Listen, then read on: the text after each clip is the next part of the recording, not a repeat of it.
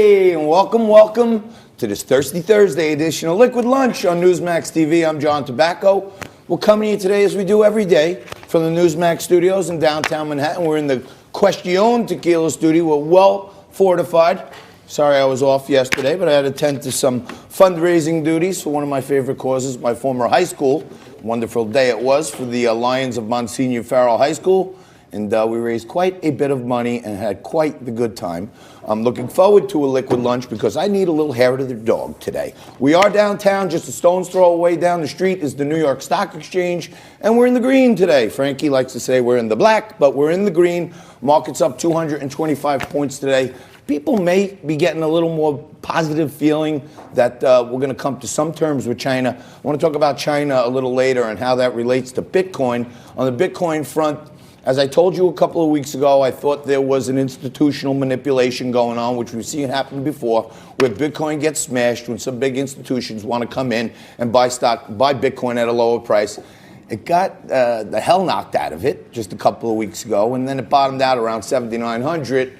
It looked like the manipulation was over, and of late, Bitcoin has been behaving a little more nicely, staying well above that stabilization of 8,000 today at, as we speak, about 85, almost 8,600. I think you're in good shape there. We're going to have Drew Taylor, my good friend and my favorite crypto cowboy, is going to be on a little later on, talk about what's happening all around the world in crypto. And what's happening all around New York and around the country is what my good partner and co-host Frank Morano is going to be talking about. Well, that is for sure, John. There is a ton of news, including first of all, it's good to see you again. You're looking well. Welcome back. Little bocce did. How are you? I was here. What a wonderful combination you have on today. Thank you.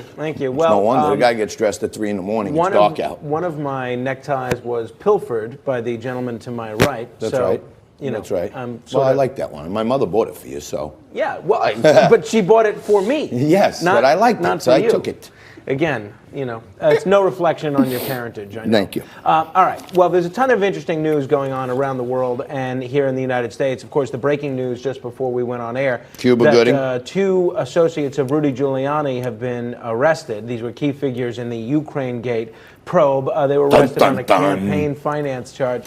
So we'll be... in other news, the president of Ukraine came out and made a quite clear statement that never, ever, at any time did Donald Trump suggest any kind of quid pro quo at all whatsoever. The guy couldn't be more clear than this, but the saga continues of trying to overturn an election. Well, that is for sure. We're going to get into it with a star-studded politics Michael panel. Johns is going to be here, the founder of the Tea Party, that knows what the inside of the White House looks like. Michael Johns, he's going to be here in just a few minutes. But none of those are the subjects that I'm speaking, frankly, about. So what do the thumbs mean? What do does thumbs mean that I should talk or not talk? We have, we're trying to still, get fixed here in the new studio, and we're having some issue every day, whether it's audio, whether it's video, whether it's lighting. But today we have about 17 people behind the camera. I know, well, that's what I was going to say. And everybody's giving the thumbs up, the thumbs down, the 5s, the 10s. So we don't even know what these hand signals mean anymore. But there should be a key.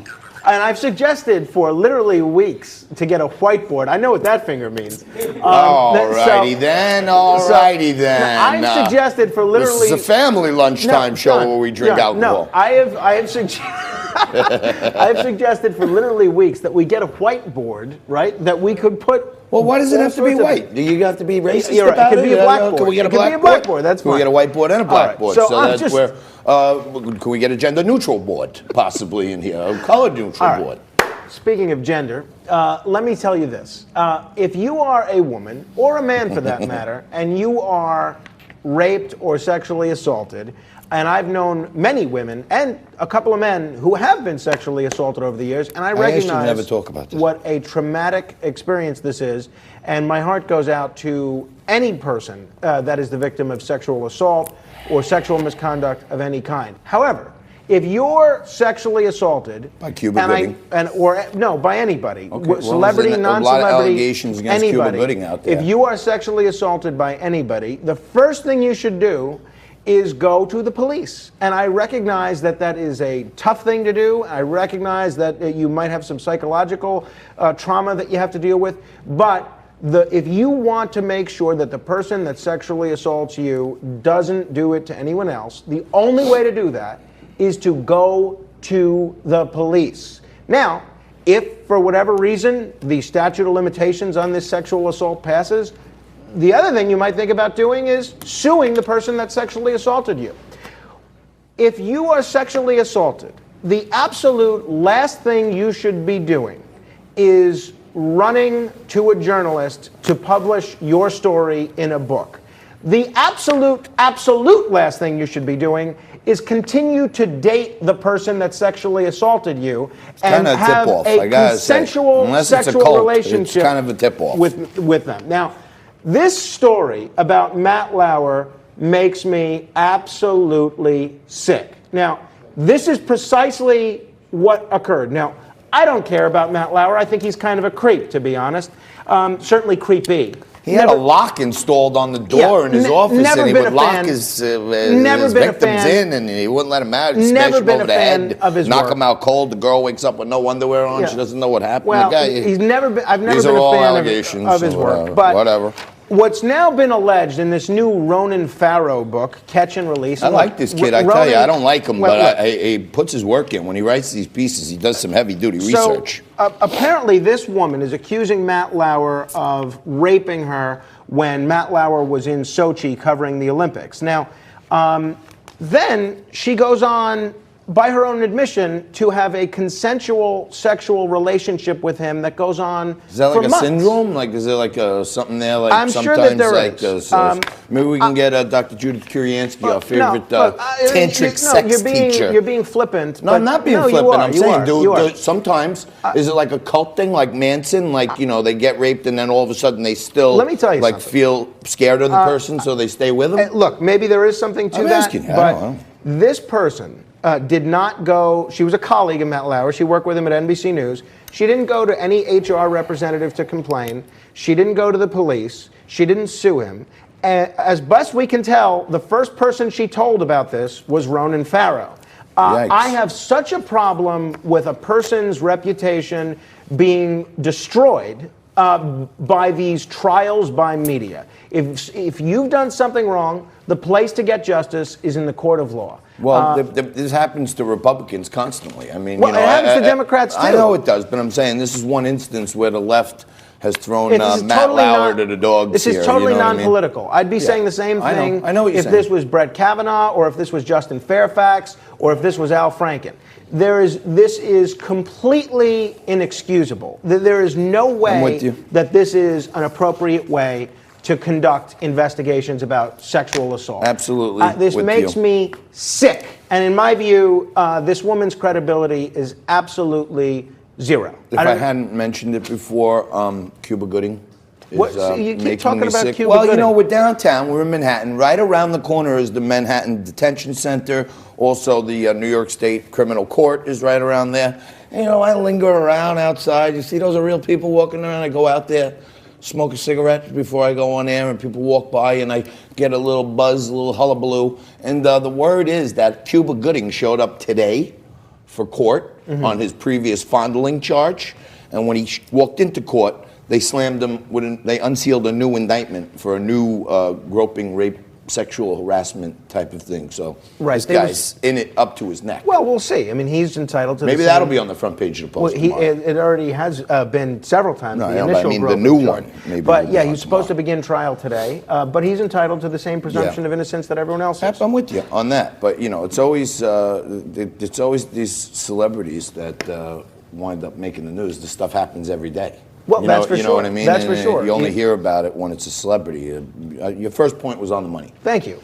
People have to call these guys and let them know that someone's done some harm to you, and as emotionally difficult as it may be, it's never happened to me, but you know. No, this whole notion of trials by media needs to end. I'm with you. There's no due process for anybody, especially for celebrities. So I'm looking at the rundown here. A little later on, we're going to mix it up.